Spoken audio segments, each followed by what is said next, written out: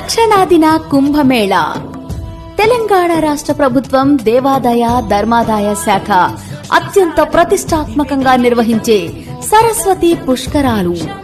దక్షిణాదిన కుంభమేళాను తలపించేలా శ్రీకాళేశ్వర ముక్తేశ్వర క్షేత్ర సన్నిధిలో 12 రోజుల పాటు సరస్వతి పుష్కర మహోత్సవాలు.